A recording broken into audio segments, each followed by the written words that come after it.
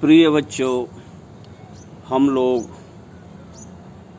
13 पाठ तक हिंदी के निबंध और कविताओं को पढ़ चुके हैं। अब मैं चाहता हूँ कि अनिवार्य संस्कृत से भी पाठों का अनुवाद करना चाहिए। इसलिए मंजरी पुस्तक की पृष्ठ संख्या 113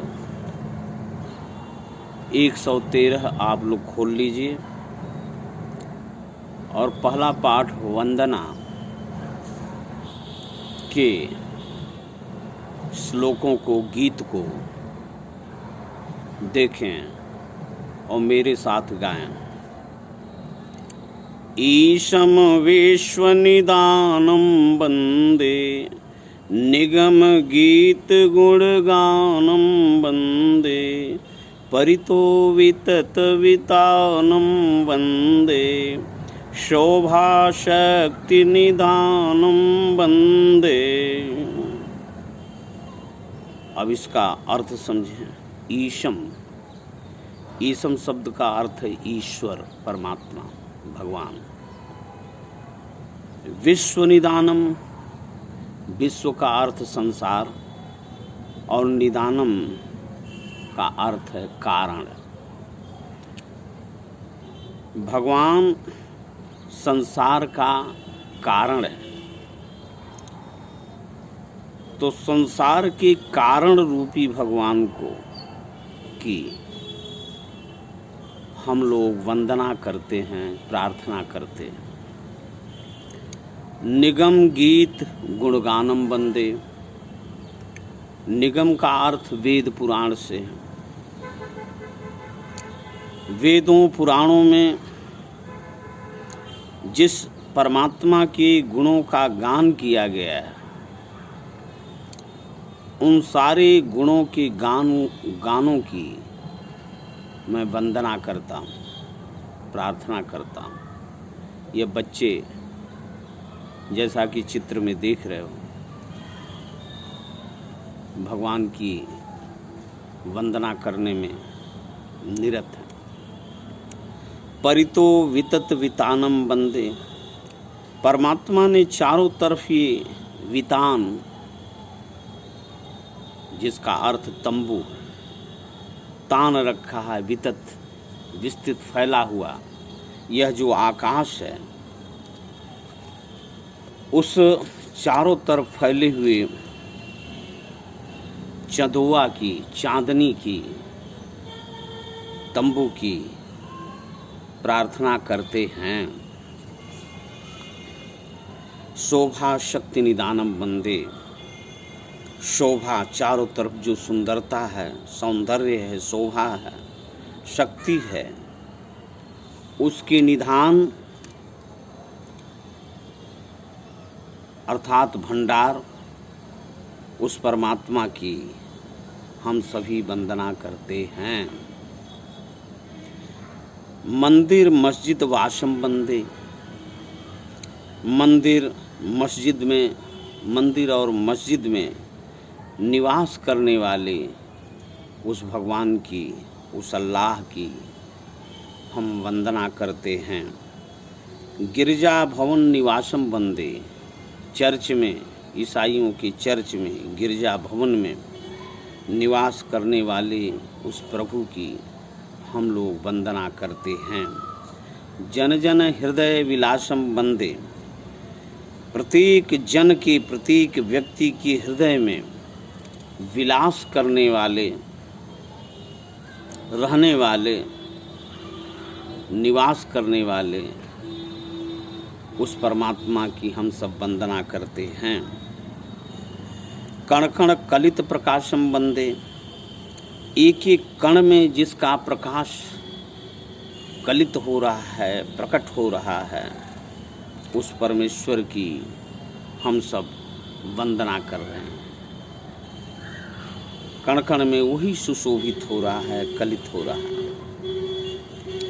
नवलतिकासुलसन्तं वन्दे कुसुमेषु अपि विकसन्तं वन्दे शिशुवदने सुहसन्तं वन्दे शुचिहृदयेषु वसन्तं वन्दे ईशं विश्वनिदानं वन्दे। कवि महोदय कह रहे हैं कि नवलतिकासुलसन्तं वन्दे, नई नई लताओं में जो लसित है, छिपा हुआ है, जो सुशोभित हो रहा है, उसकी हम वंदना करते हैं। कुसुमेषु अपि विकसन्तं वन्दे, फूलों में भी विकसित होते हुए उस परमात्मा की हम वंदना करते हैं। हर रंग में तू, हर देश में तू, हर वेश में तू, तेरे नाम अनेक तू ये कही है। फूलों के रंगों के रूप में परमात्मा ही झांक रहा है, हर चेहरे से कण कण से परमात्मा ही झांक रहा है, हर रूप में वही विद्यमान है। कंकर कंकर में शंकर जी हैं। फूलों में भी विकसित होने वाले उस परमात्मा की हम सब वंदना करते हैं। शिशुवदने सुहसन्तं वन्दे, छोटा सा बच्चा शिशु, वदनेषु, वदन माने मुंह, शिशु वदने बच्चों के मुखों में जो हंसी फूट रही है, उस हंसी के रूप में परमात्मा ही हंस रहा है, हम उसकी वंदना करते हैं। शुचि हृदयेषु वसन्तं वन्दे, शुचि माने पवित्र, निष्कलंक, पवित्र, साफ सुथरा, साफ सुथरे, पवित्र, निर्मल, गंदगी रहित हृदयों में निवास करने वाले उस परमेश्वर की हम सब प्रार्थना करते हैं। ईशं विश्व निदानं वन्दे, विश्व के कारण स्वरूप उस परमात्मा की हम सब वंदना करते हैं।